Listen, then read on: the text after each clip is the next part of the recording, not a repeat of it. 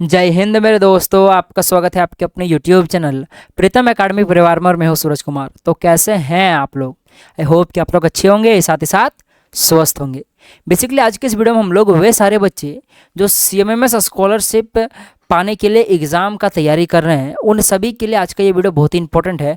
Basically आज के इस वीडियो में हम लोग 30 मोस्ट इंपॉर्टेंट MCQ क्वेश्चंस करेंगे। और ये 30 क्वेश्चंस जो होगा ना, ये बेसिकली आपके साइंस और मैथ से उठाया गया है, ठीक है। और साइंस में भी 3 पार्ट आपका होता है। एक फिजिक्स होता है यानी कि भौतिक विज्ञान, एक केमिस्ट्री होता है यानी कि रासायनिक विज्ञान, और एक बायो होता है यानी कि आपके पास जीव विज्ञान से मिलाकर साइंस का क्वेश्चन बनाया गया है। और साइंस और मैथमेटिक्स को मिलाकर आज के ये जो 30 क्वेश्चंस को मॉडिफाई किया गया है। और ये 30 का 30 बहुत ही इंपॉर्टेंट क्वेश्चन है BVI, जो आपके एग्जाम में डायरेक्ट पूछा जाएगा, ठीक है। और ये तो अभी मैं आपको, ये मेरा दूसरा नंबर का वीडियो, इससे पहले मैंने और एक वीडियो बनाया था जिसमें मैंने 30 क्वेश्चन बताया था। वो वाला नहीं देखे तो जाकर देख लीजिएगा, उसमें भी मैंने साइंस और मैथ को मिलाकर क्वेश्चन बनाया था, ठीक है। और जल्दी आपको अब रीजनिंग का भी क्वेश्चन देखने को मिलेगा, इंग्लिश सबका मिलेगा, मैट और सेट दोनों का तैयारी कराया जाएगा अच्छे से, ठीक है ना।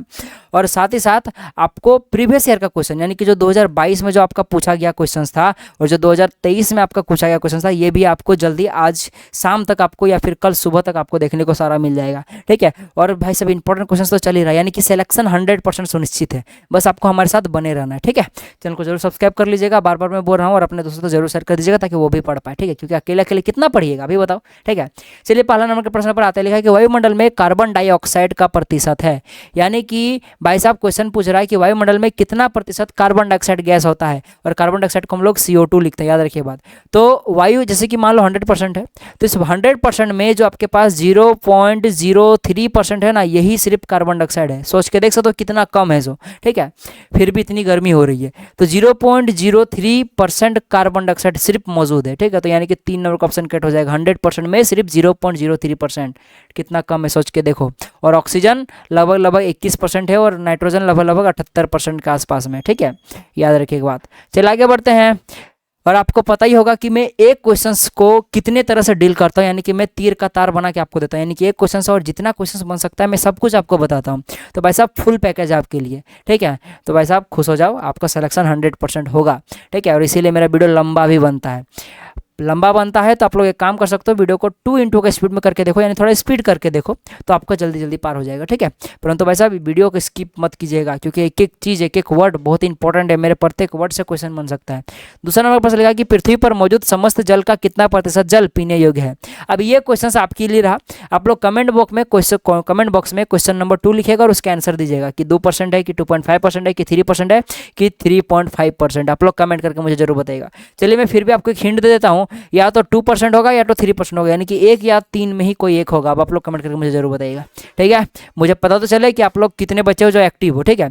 नंबर के प्रश्न लिखा कि विटामिन ए की कमी से कौन सा रोग होता है। तो एक काम करता हूँ, इसके लिए मैं बहुत अच्छे से चीज़ें समझा देता हूँ। देखो यहाँ मैं विटामिन लिख रहा हूँ, ठीक है।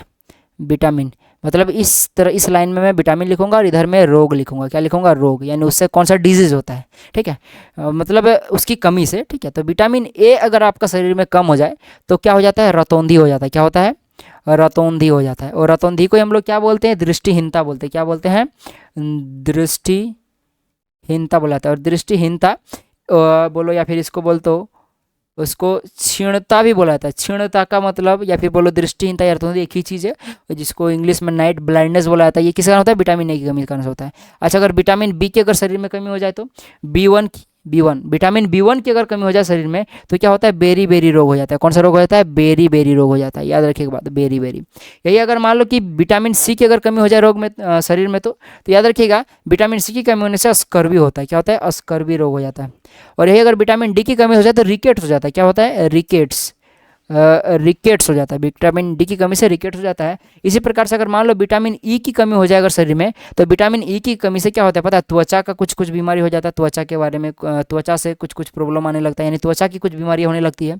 साथ जो प्रजनन क्षमता है वो घट जाती है, या फिर बोलो कि प्रजनन से रिलेटेड कुछ रोग हो जाता है, या फिर बोलो कि बच्चा पैदा करने में दिक्कत हो सकता है आपको, ठीक है।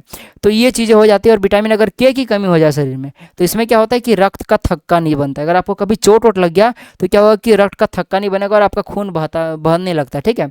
यानी कि जमना रक्त जो है वो रक्त का थक्का लिखना चाहिए था, रक्त का थक्का।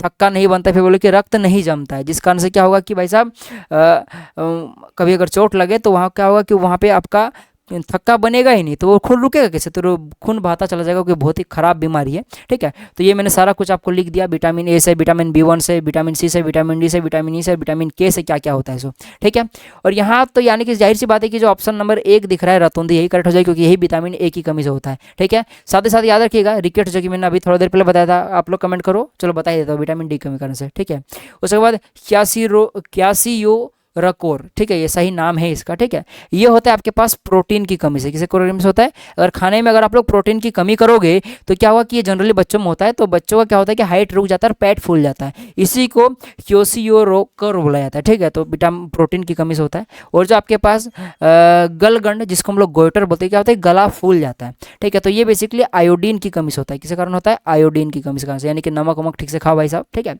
तो मैंने सारा कुछ आपको बता दिया, इससे जो जो क्वेश्चन पूछा जा सकता है। चलिए आगे बढ़ते हैं नेक्स्ट प्रश्न की ओर। लिखा है यहाँ पे, अमीबा किस अंग की सहायता से भोजन निगलता है।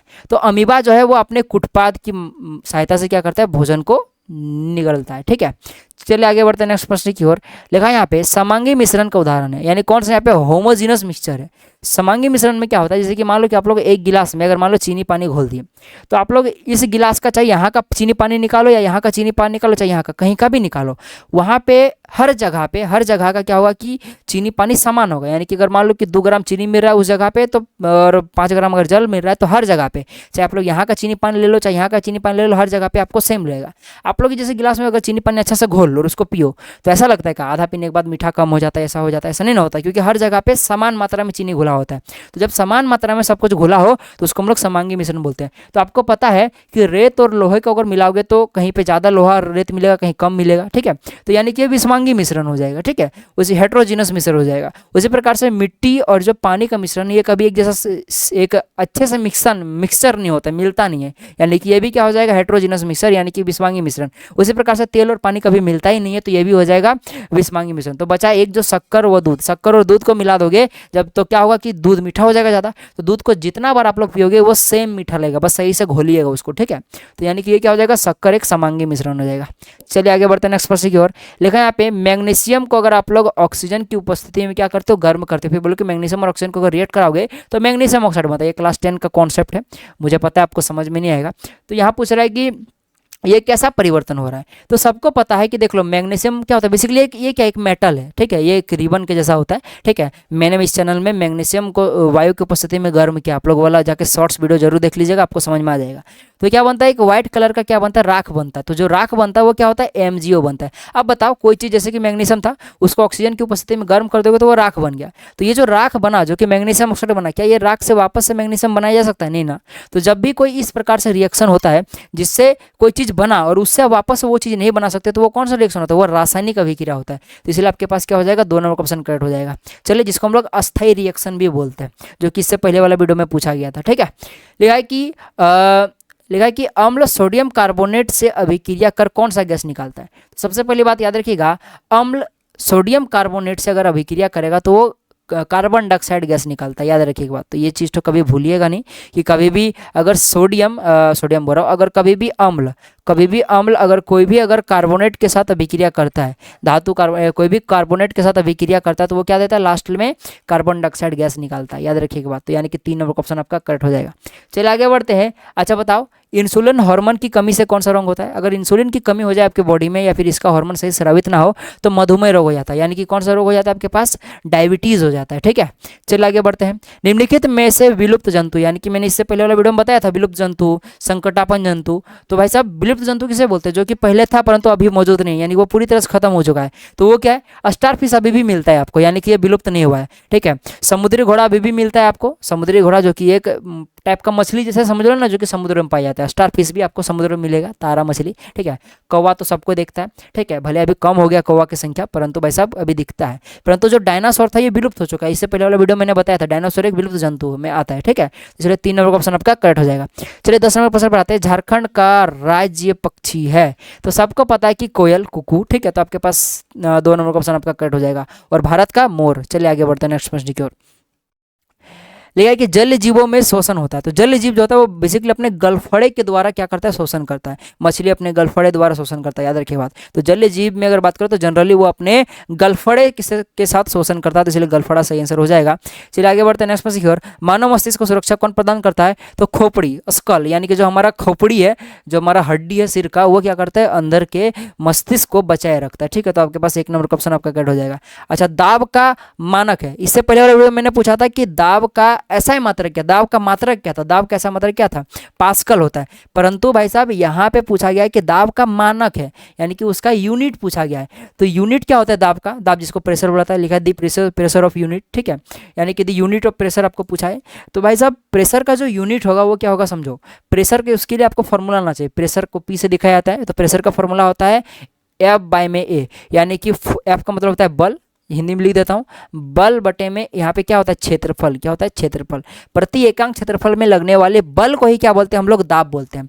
अब यहाँ से देखोगे तो बल का क्या होता है, मानक यानी यूनिट क्या होता है, न्यूटन होता है। और क्षेत्रफल का क्या होता है, मीटर स्क्वायर होता है। तो मीटर स्क्वायर को ऊपर लेके जाओगे तो न्यूटन प्रति मीटर स्क्वायर हो जाएगा, जो कि आपको ऑप्शन नंबर 3 में दिख रहा है, करेक्ट हो जाएगा। ये आपको ऐसे भी दिख सकता है, न्यूटन मीटर और पावर में -2। ये अगर आप इस बटे को अगर हटाओगे तो पावर में बस माइनस लग जाता है। ठीक है, तो ऐसा भी आपको क्वेश्चन में दिख सकता था, उसको वही मार दीजिएगा अगर जो ऐसा दिखे तो। कंफ्यूज नहीं होना है। अगर मान लो ये क्वेश्चन में ना दे और ये दे दे तो आप लोग ये वाला मारिएगा। ठीक है, ऐसा नहीं कि भाई साहब बोलोगे सर आपको ऑप्शन में था ही नहीं, था पर आप लोगों ने देखा नहीं ठीक से। तो इसलिए 3 नंबर का ऑप्शन न्यूटन मीटर प्रति स्क्वायर यही करेक्ट हो जाएगा।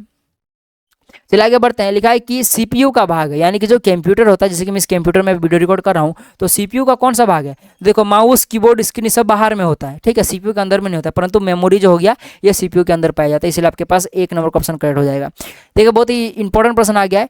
चाल का सूत्र है, सबको पता है कि चाल का जो फॉर्मूला होता है वो क्या होता है, दूरी बटा समय। ठीक है, इसको और संक्षिप्त बोला, अगर इसको और ज़्यादा आप अच्छे से लिखना चाहोगे तो दूरी की जगह पर लिख सकते हो तय की गई दूरी बटे में समय, यानी कि तय करने में लगने वाला कुल समय, यानी कि 1 नंबर का ऑप्शन आपका करेक्ट हो जाएगा। चलिए अब 16 नंबर के प्रश्न पर आते हैं। देखो 16 नंबर प्रश्न लिखा है कि दंत विशेषज्ञ मरीजों के दांतों को देखने के लिए कौन से दर्पण का उपयोग करते हैं?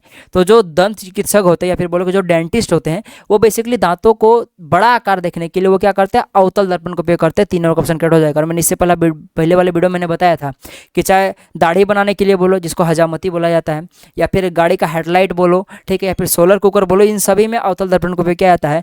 जबकि जो गाड़ी होता है उसके साइड व्यू मिरर के रूप में, यानी कि पीछे देखने वाला जो दर्पण होता है, पश्च दृश्य दर्पण, उसमें आपका उत्तल दर्पण का उपयोग किया जाता है। ठीक है, आई होप की चीजें आपको याद होगी।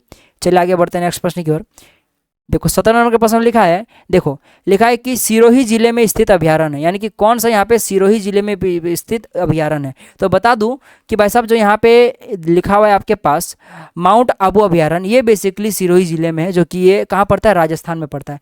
यहाँ की जितने भी है ना आपके पास, जैसे कि पहला नंबर लिखा है देख लो, गजनेर वन जीव अभ्यारण्य, ये भी कहाँ पे आपके पास, राजस्थान में। कहाँ पे है आपके पास, राजस्थान में। कहाँ पे है, राजस्थान। इसको सही से लिख देता हूँ मैं, 1 मिनट। ठीक है, तो देखो ये जो था आपके पास, ये कहाँ आपके पास, राजस्थान में। राजस्थान में कहाँ पे है? सबसे पहली बात, ये राजस्थान में। राजस्थान के किस जिले में है? तो याद रखिएगा, ये जो आपके पास गजनेर वन्य जीव अभ्यारण्य, ये राजस्थान के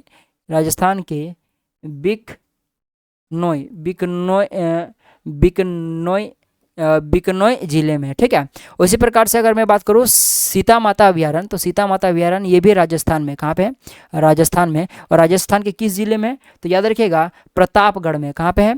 प्रतापगढ़ में ये है। ठीक है, और बाकी जो 4 नंबर में दिख रहा है यहाँ पे देख लो, लिखा है देख लो रामगढ़ विषधारी अभ्यारण्य, ये बेसिकली ये भी आपका कहाँ पे, ये भी राजस्थान में है। ये चारों का चारों जो ऑप्शन में दे, ये राजस्थान में। और राजस्थान के किस जिले में? तो ये बूंदी जिले में। कहाँ पे है? बूंदी जिले में, याद रखिए बात। अब बाकी जो माउंट आबू अभ्यारण्य, ये बेसिकली अभी जैसा कि आप लोगों ने देखा कि ये राजस्थान के, कहाँ के, राजस्थान के सिरोही जिले में है। और यही क्वेश्चन में पूछा है, इसलिए 3 नंबर का ऑप्शन कट हो जाएगा। बाकी ये तीनों याद जरूर रख लीजिएगा। ठीक है, क्वेश्चन आ सकता है इन सबसे भी। चलिए अब नेक्स्ट प्रश्न की ओर बढ़ते हैं। देखो 18 नंबर का जो प्रश्न यहाँ पे लिखा है, ऋतुओं के आधार पर फसलें कितनी प्रकार की होती है? तो ऋतुओं के आधार पर बेसिकली 3 प्रकार की होती हैं। सबसे पहला अगर मैं बात करूँ तो होता है खरीफ फसल। दूसरा अगर मैं बात करूँ तो होता है रबी फसल। तीसरा अगर मैं बात करूँ तो ये होता है जायद फसल। याद रखिए बात, ये 3 प्रकार के, खरीफ फसल, रबी फसल और जायद फसल। थोड़ा मोड़ा और जान लो। खरीफ फसल जो होता है ये बेसिकली, इसके कुछ एग्जांपल मैं दे देता हूँ, जैसे कि धान हो गया, धान खरीफ फसल में आता है। मकई, मकई हो गया। मूंगफली हो गया, मूंगफली हो गया। और जो कपास यानी कि रुई की जो खेती होती है ये भी खरीफ फसल के अंतर्गत आती है, ठीक है। और खरीफ फसल जो होता है इसकी जो बुआई होती है वो वर्षा ऋतु की, जनरली जो खरीफ फसल है ये वर्षा ऋतु वाला फसल है, ठीक है। यानी कि ये वर्षा के समय में होती है, यानी कि अभी के टाइम पे इसको रोपा जाता है, ठीक है। यानी कि वर्षा ऋतु वाली फसल है। और इनकी अगर बुआई की मैं बात करूँ, यानी कि जब इसको रोपा जाता है वो कब रोपा जाता है, वो जून जुलाई के टाइम पर रोपा जाता है, ठीक है, जून जुलाई के समय में, ठीक है। और इसकी अगर कटाई की मैं बात करूँ, तो कटाई कब होती है, ये अक्टूबर से दिसंबर के बीच बीच में हो जाती है, ठीक है। अक्टूबर से दिसंबर के बीच बीच तक होती है, ठीक है। अब अगर मैं रबी फसल की बात करूँ तो रबी फसल के कुछ एग्जांपल जैसे कि मटर हो गया, सरसों हो गया, उसके बाद आपके पास गेहूं हो गया। इस प्रकार की फसलें होती हैं जो कि रबी में आती है। अगर मैं इसकी अगर फसल की बुआई की बात करूँ तो ये शीतकाल में होती है, अभी बोलो शीत ऋतु में होती है, ठीक है। शीत ऋतु में होती है। शीत ऋतु में कब, जैसे कि अक्टूबर के समय में होता है, या फिर अक्टूबर के आसपास होता है, ठीक है।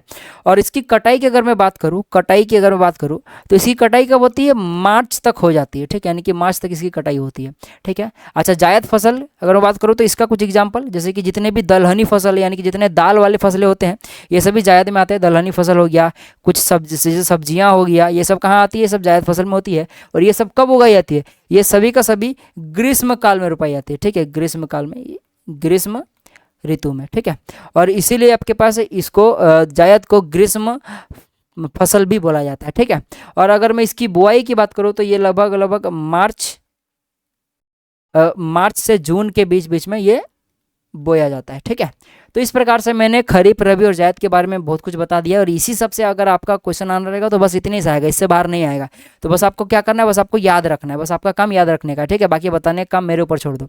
अच्छा, सोने की शुद्धता मापने की इकाई क्या है, तो कैरेट। सुना होगा ना कि 2 कैरेट का सोना है, 24 कैरेट का है। सबसे शुद्ध सोना 24 कैरेट का पाया जाता है। कितना कैरेट का, 24 कैरेट का सबसे शुद्ध सोना। और ये बहुत ही नरम होता है, ठीक है। इस कारण से कभी भी 24 कैरेट का आभूषण नहीं बनाया जा सकता। 22 कैरेट का होगा या फिर आपका हो सकता है 21 कैरेट का होगा, कभी भी 24 कैरेट का नहीं हो सकता क्योंकि ये नरम होता है, ठीक है, टूट जाएगा। चलिए आगे बढ़ते हैं। लिखा नायलॉन बनता है, तो नायलॉन जो बनता है वो एडीपी का अम्ल और उसके बाद हेक्सामेथिलीन डाइएमीन को मिलाने पर बनता है, ठीक है। हेक्सामेथिलीन डाइएन को मिलाने पर बनता है। तो यानी कि ये 1 नंबर का ऑप्शन आपका करेक्ट हो जाएगा, इसको याद रख लीजिएगा। चलिए आगे बढ़ते हैं नेक्स्ट प्रश्न की ओर। लिखा कि यह किस प्रकार की अभिक्रिया यानी किस अभिक्रिया का टाइप बताना। तो ये बेसिकली क्लास 10th का क्वेश्चन है, ठीक है। मुझे पता है आपको नहीं पता होगा, फिर भी मैं बताया तो देख लो। कभी भी इस प्रकार से ये क्या कहलाते हैं, जो अभिक्रिया के इस साइड होते हैं यानी किधर, इधर बाईं तरफ। तो बाईं तरफ जो होता है इसको हम लोग अभिकारक बोलते हैं। क्या बोलते हैं, अभिकारक। या फिर सीधा सीधी बोलो तो जो अभिक्रिया करवाता है वो अभिकारक कहलाता है। जैसे कि यहाँ पे अमोनिया है और क्या यहाँ पे हाइड्रोक्लोरिक अम्ल है, HCl है। इन दोनों को मिलाओगे तो क्या बनेगा आपके पास, देख सकते हो NH4Cl बनेगा, ठीक है। तो बेसिकली अमोनियम क्लोराइड बनेगा। तो बेसिकली अमोनियम क्लोराइड किससे किससे मिलकर बना है, अमोनिया और हाइड्रोक्लोरिक अम्ल से। तो यहाँ अमोनिया और हाइड्रोक्लोरिक अम्ल क्या होगा, यह अभिकारक होगा जिसके कारण से अभिक्रिया हुई है। और जो बना अभिक्रिया होने के बाद जो कि आप देख सकते हो अमोनियम क्लोराइड बना है, बेसिकली इसको हम लोग उत्पाद बोलते हैं। क्या बोलते हैं, उत्पाद, ठीक है। तो याद रखिएगा कभी भी अभिकारक अगर 2 हो और उत्पाद अगर 1 बन रहा है यानी कि 2 चीज मिलकर सिर्फ 1 चीज बन रहा है, ठीक है। तो याद रखिएगा वो संयोजन अभिक्रिया होता है। या 3 चीज मिलकर जब 1 चीज बनता है तो वो संयोजन अभिक्रिया, यानी कितनों भी चीज मिले बने 1 चीज तो वो क्या कहलाता है, संयोजन अभिक्रिया कहलाता है, एडिशन रिएक्शन कहलाता है। 1 नंबर क्वेश्चन आपका करेक्ट हो जाएगा।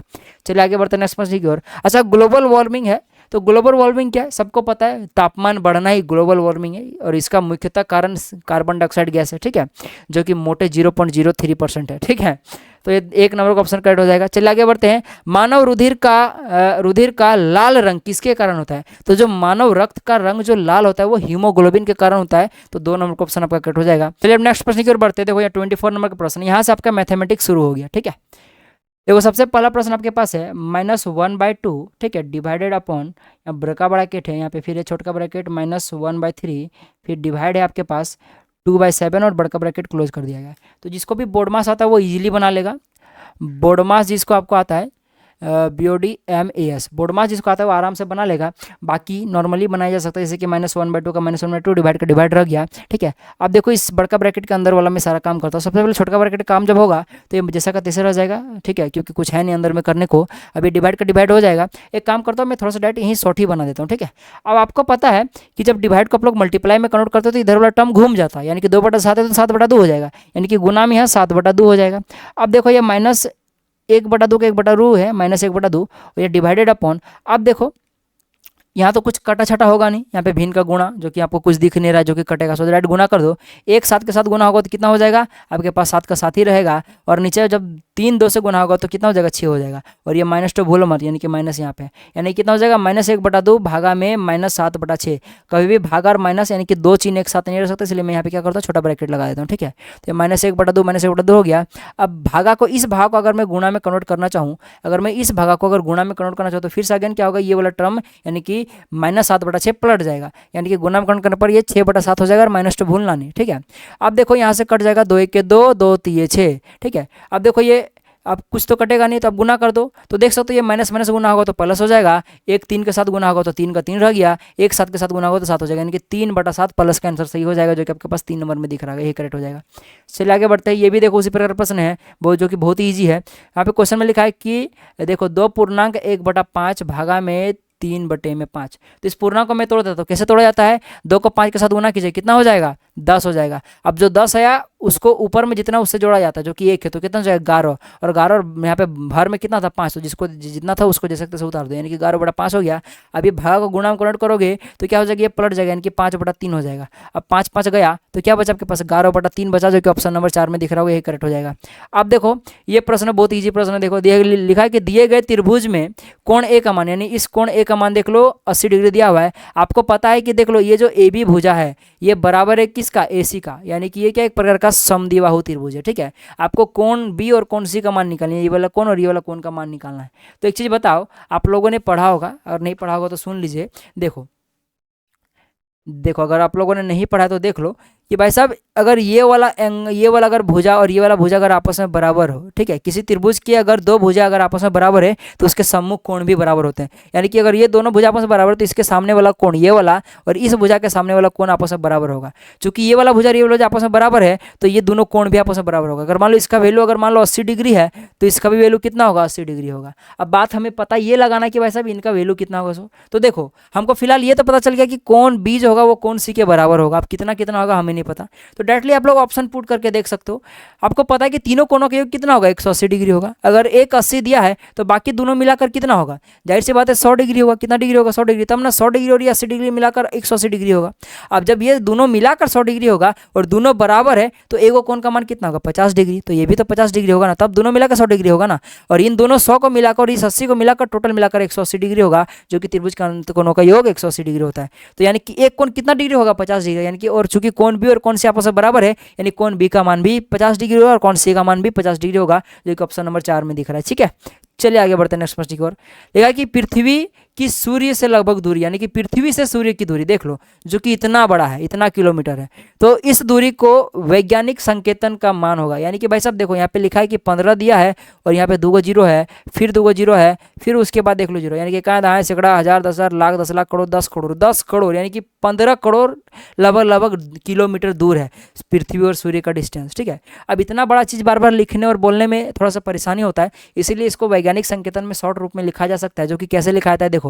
याद रखिएगा जो संख्या होगा, जैसे कि यहाँ पे 15 दिया हुआ है तो 15 को 15 लिख लीजिएगा, और जो सबसे पहला संख्या है जो कि 1 है उसके बाद जस्ट आपको पॉइंट लगा देना है। ठीक है, पॉइंट लगा दीजिएगा और बाकी जितना जीरो है उसको पहले काउंट कीजिए। क्या कुछ जीरो है, 1 2 3 4 5 6 7 जीरो है। और एक यहाँ पे एक्चुअली हुआ क्या समझिए, आपने पॉइंट कहाँ लगाया, यहाँ पर पॉइंट लगाया ना, तो पॉइंट लगाने के बाद जितना संख्या है जो कि कितना है, एगो 5 है, फिर यहाँ पे 1 है, जीरो भी एक संख्या होता है। ठीक है, तो उसको गिनना भूलिएगा नहीं, 1 2 3 4 5 6 7 8 है, तो बस गुणा में 10 का पावर में 8 लिख दीजिएगा, आंसर हो जाएगा। ठीक है, और यही अगर मान लो ऐसा अगर क्वेश्चन रहता कि मान लो यहाँ पे लिखा होता 15 दिया होता और आगे में मान लो इस प्रकार से अगर मान लो कि जीरो होता, इस प्रकार से अगर मान लो जीरो होता, तो इस प्रकार से क्वेश्चन दिया होता 0.00015, तो इसको वैज्ञानिक संकेतक में कैसे लिखते हैं, तो क्या करते हैं पता है, उसी प्रकार से 15 को लिखते हैं और बस एक संख्या के बाद जो संख्या होगा, जीरो को छोड़ने के बाद जैसा संख्या होगा, जैसे कि 15 दिया हुआ है, 15 क्या एक नॉन जीरो संख्या, तो नॉन जीरो संख्या को पकड़ना है, और नॉन जीरो संख्या को पकड़ने के बाद क्या करना है कि जो सबसे पहला संख्या होगा उसके बाद पॉइंट लगाना है, कि 1 बार पॉइंट लगाना है। अब देखो कि पॉइंट यहाँ पे लगाए हो तो पॉइंट लगाने के बाद कितना संख्या है, तो देख सकते हो एक है, फिर यहाँ पे 3 वो जोड़े, यानी कि टोटल 4 को संख्या है, तो गुना में क्या कीजिएगा 10 का पावर में -4 कर देते हैं। हाँ, जब भी आप लोग पॉइंट को देखो, यहाँ क्या कर रहे हैं हम लोग, दाहिनी की ओर घिसका रहे हैं ना, तो पॉइंट कभी भी अगर दायां ओर घिसकाओगे, दायां ओर, तो फिर नेगेटिव होगा। और कभी भी पॉइंट देख लो, इसमें क्या हो रहा है कि पॉइंट को आप लोग इधर घसका रहे हो ना, यानी पॉइंट आप लोग इधर बाईं ओर लगा रहे हो, तो कभी भी पॉइंट अगर बाईं ओर लगाओगे तो वो पॉजिटिव होता है, याद रखिएगा बात, ठीक है। तो चलिए कुछ मैं क्वेश्चन देता हूँ आपको, आप लोग घर से बना के दीजिएगा मुझे, ठीक है। मान लो यहाँ पे लिखा हुआ है कि 25 ये दिया हुआ है, आप इसको वैज्ञानिक संकेतक में रूप में लिखिए, ठीक है। तो देखो कौन सा संख्या है, 0 को छोड़ने के बाद, तो 2 और 5 है, तो क्या करना है आपको, बस 2 जो सबसे पहला संख्या जो कि 2 है, 2 के बाद पॉइंट लगा दीजिएगा, और पॉइंट लगाने के बाद देखिएगा अगर यहाँ पॉइंट लग जाए तो कितना संख्या है, 1 2 3 4 5, तो क्या कीजिएगा गुना में 10 का पावर में 5 लिख दीजिएगा, ठीक है। अच्छा अगर क्वेश्चन अगर ऐसा रहा तो 7 दे के मान लो कि इस प्रकार से 0 है, तो फिर क्या कीजिएगा, तब यहाँ पे अकेला एगो 7 है, तो 7 क्या कीजिएगा, 7 के बाद पॉइंट लगा दीजिएगा। अब 7 के बाद अगर पॉइंट लगा दीजिए तो क्या संख्या बचा, 1 2 3 4, तो बस 10 का यहाँ पे 7 के बाद पॉइंट लगा के 0 लिख दीजिएगा, और गुना में 10 का पावर में 4 लिख दीजिएगा, बस आंसर हो जाएगा, ठीक है। और ये अगर ऐसा रहा 0 पॉइंट मान लो कि 0.0007, तो फिर कैसा होता, तो क्या करना है, बस आपको क्या करना है, 7 के बाद पॉइंट लगाना है, तो 7 बार पॉइंट लगाने के लिए कितना बार घसकाओगे आप लोग पॉइंट को, 1 2 3 4, 4 बार घसका रहे हो, यानी कि 7.0 लिखने के बाद क्या कीजिएगा 10 का पावर में -4 लिख दीजिएगा, आंसर हो जाएगा, ठीक है। चलिए आगे बढ़ते हैं नेक्स्ट प्रश्न की ओर। देख लो यहाँ पे लिखा हुआ है कि यदि पी और क्यू आपस में पैरेलल, यानी कि ये जो पी लाइन है ये क्यू का पैरेलल है, और साथ ही साथ क्यू लाइन जो ये पी आर का पैरेलल है, यानी कुल मिलाकर अगर पी क्यू का पैरेलल है और तो क्यू आर का भी पैरेलल होगा। यानी मान लो कि आप मेरे दोस्त हो और आपका दोस्त वो है, तो जाहिर सी बात है कि आपका दोस्त भी तो मेरा दोस्त होगा ना। तो यानी कि यहाँ पे जो पी क्यू आर जो लाइन है ये तीनों आपस में पैरेलल है। और आप लोगों ने एक एकांतर कोण के बारे में क्लास 7 में पढ़ा हुआ है कि इस प्रकार से अगर जेड बनता है तो अगर इस कोण का मान 65 डिग्री तो ये भी कोण का मान 65 डिग्री होगा, जो कि एकांतर कोण से है, जो कि आपके पास दिख रहा है, जो कि 65 डिग्री 3 नंबर में, तो यही करेक्ट हो जाएगा। चलिए आगे बढ़ते हैं नेक्स्ट प्रश्न की ओर, ठीक है। यहाँ पे जूट मुट का खाली ये वाला दे दिया था आपको, ये वाला लाइन, तो इसका कुछ काम ही नहीं था, ठीक है। अच्छा 29 नंबर के प्रश्न पर आते हैं। दिए गए चित्र में कोण x का मान है, यानी कि आपके पास इस कोण x का मान यानी कि इस कोण का मान निकालना है। तो एक चीज बता दूं कि एगो कोण होता है, देखो इन दोनों कोणों को सुदूर कोण बोला जाता है। कौन सा कोण बोला जाता है, त्रिभुज के इन दोनों कोणों को पकड़ लो, इसको क्या बोलेंगे, सुदूर कोण। क्या बोलेंगे, सुदूर कोण। क्या बोलते हैं, सुदूर अंत कोण, क्योंकि देखो अंदर में है, त्रिभुज के अंदर में, इसलिए सुदूर अंत कोण, इन दोनों को सुदूर अंत कोण बोलते हैं। तो सुदूर अंत कोण के बाहर में जो बाह्य कोण बनता है इस 65 डिग्री क्या बोलेंगे, बाह्य कोण बोलेंगे। क्या बोलेंगे, बाह्य कोण बोलेंगे, बाह्य कोण बोलेंगे, ठीक है। तो ये क्या होता है, सुनो, ये जो बाह्य कोण होता है वो सुदूर अंत कोणों के योग के बराबर होता है। यानी कि जो बाह्य कोण जो कि 65 डिग्री है वो किसके बराबर होगा, इन दोनों सुदूर कोणों के योग को, यानी कि इस 35 डिग्री को अगर आप लोग x के साथ जोड़ दोगे तो ये बाह्य कोण के बराबर होगा। यानी कि जो सुदूर अंत कोण होता है वो उसके बाह्य कोण के बराबर होता है, ठीक है। उसी प्रकार से अगर आप लोग इस लाइन को ऐसे करके बढ़ाओगे तो यहाँ पे भी जो कोण बनेगा ये भी आपका अंत कोण होगा, ठीक है, और बाह्य कोण होगा, सॉरी। तो ये इसका भी मान आपका 65 डिग्री होगा। यहाँ दो चीज़ आपको पता चल रहा है, क्योंकि भाई साहब इन दोनों कोणों का योग कितना होगा, जैसा कि आपको पता है कि भाई साहब 65 डिग्री यहाँ आया हुआ है, तो फिर ये भी आपका बाह्य कोण है, तो इन दोनों कोणों का योग भी क्या होगा, ये भी आपका 65 डिग्री होगा। वरना आप लोगों ने क्लास 7 में पढ़ा हुआ है शीर्षाभिमुख कोण, ठीक है, जो कि डायरेक्टली जो ये कोण होता है ये आपस में बराबर होता है। अगर इस प्रकार से दो लाइन आपस में काट रहा है तो, और ये आपस में बराबर होता है। देख सकते हो यहाँ त्रिभुज में ज़्यादा ही गिजीबिजी हो गया, ठीक है। इस त्रिभुज में देख सकते हो यहाँ अगर मैं इसको ऐसे करके बढ़ा दूँ तो यहाँ देख लो क्रॉस बन रहा है, यानी कि ये वाला कोण इसके बराबर होगा, यानी कि ये भी 65 डिग्री होगा। तो जाहिर सी बात है ये वाला एंगल और ये वाला एंगल इन दोनों के योग के बराबर होता है। इसी प्रकार से अगर मैं यहाँ पे अगर बढ़ा दूँ इसको ऐसे करके अगर बढ़ा दूँ और यहाँ पे अगर एंगल बनाऊँ, ठीक है, तो यहाँ वाला जो एंगल होगा याद रखिएगा इन दोनों एंगल के बराबर होगा जोड़ के, ठीक है। अगर मैं फिर अगर यहाँ भी एंगल बनाऊँ तो भी इन दोनों योग के बराबर होगा। इसी प्रकार से अगर मैं इसको बढ़ा दूँ, अगर ये वाला एंगल की बात करो तो ये इन दोनों कोण के बराबर होगा, और इस एंगल की बात करो तो भी ये इन दोनों कोण के बराबर होगा। यानी बाह्य कोण सुदूर अंत कोणों के बराबर होता है, योग के बराबर होता है। यानी कि ये 65 डिग्री जो है वो 35 डिग्री में x जोड़कर लाया गया है। तो अब x निकालना है तो 35 डिग्री उधर भागा माइनस में भेज दो, तो 65 डिग्री माइनस का 35 डिग्री बराबर में x हो जाएगा। तो अगर ये 30 डिग्री निकल कर आ गया, यानी कि x का वैल्यू कितना निकल कर आ गया, 30 डिग्री, यानी कि ये 30 डिग्री होगा। और जाहिर सी बात है 35 डिग्री में 30 डिग्री जोड़ोगे तभी ना 65 डिग्री होगा जी। तो यानी कि आपके पास 30 डिग्री, 4 नंबर का ऑप्शन करेक्ट हो जाएगा। फिर से बोल रहा हूँ, बाह्य कोण सुदूर अंत कोणों के योग के बराबर होता है। बाह्य कोण उसके सुदूर अंत कोणों के योग के बराबर होता है। लास्ट क्वेश्चन पर आते हैं हम लोग। 35 मीटर त्रिज्या वाले एक पहिया, मान लो कि एक पहिया है, उसका जो त्रिज्या है वो कितना 35 मीटर का, कितना मीटर का, 35 मीटर का है। तो 2 चक्कर घुमाने से तय की गई दूरी, यानी कि मान लो कि ये वाला पहिया ऑटो है, ठीक है, तो पहिया इस प्रकार से घूम रहा है। तो मान लो घूम के ये यहाँ तक पहुंचा तो एक चक्कर लग गया, और वापस से जब घूमना शुरू हुआ एक चक्कर लगा तो मान लो इतना दूरी तक गया, ठीक है। यानी कि चक्का तो 2 बार घुमा इस प्रकार से। तो पूछ रहा है कि बस यहाँ से यहाँ तक जब 2 बार चक्का घूम गया तो वो कितना दूरी चला। तो इस दूरी को निकालने के लिए क्या निकालना पड़ेगा, इस पहिया का जो जो आपके पास जो परिधि है वो निकालना पड़ेगा। तो परिधि को कितना बार, 2 बार निकालना पड़ेगा, क्योंकि चक्का 2 बार घुमा है तो 2 बार परिधि को लेंगे। तो वृत्त का परिधि क्या होता है, 2 पाई आर होता है, क्योंकि चक्का क्या होता है, एक प्रकार वृत्त होता है, परंतु ये 1 बार परिधि हो गया, हमको 2 बार लेना पड़ेगा, यानी कि इसको हमको और 2 से गुना करना पड़ेगा। तो ये क्या हो जाएगा, 2 × 2 पाई आर हो गया। अब 2 × 2 4 पाई आर हो गया, यानी हम लोग 4 पाई आर कर देंगे तो हमारा आंसर आ जाएगा। तो 4 का 4 हो गया, पाई का वैल्यू 22/7 होता है, और आर का वैल्यू यानी त्रिज्या जो कि 35 दिया हुआ है, तो बस रख दो। तो 7 × 5 = 35 हो गया। आप देख सकते हो 5 चौके, आप लोग यहाँ पे देख सकते हो ये आपका कट गया, तो और आपके पास क्या बचेगा, यहाँ जब आपके पास गुना हो जाएगा तो 5 चौके 20 हो जाएगा, और गुना में 22, तो देखोगे आपके पास 2 दूना 4, 2 दूना 4, यानी कि 440 मीटर आएगा, जो कि आपका ऑप्शन नंबर 4 में दिख रहा है, ये करेक्ट हो जाएगा। ठीक है, तो आई होप कि आपको वीडियो पसंद आया होगा, और वीडियो पसंद है तो लाइक जरूर कीजिएगा। और देखो मैंने सब कुछ इन डिटेल में कवर किया, और सब कुछ मैंने कोशिश किया कि एक एक क्वेश्चन से मैं ज़्यादा से ज़्यादा क्वेश्चन बना के दूँ आपको। ठीक है, तो अगर आपको वीडियो पसंद है तो फिर से बोल रहा हूँ, लाइक जरूर कीजिएगा, अपने दोस्तों से जरूर शेयर कीजिएगा, और चैनल को सब्सक्राइब जरूर कीजिएगा। ठीक है, तो चलिए मिलेंगे अगले वीडियो में, तब तक के लिए जय हिंद, जय भारत, और आपका दिन शुभ हो।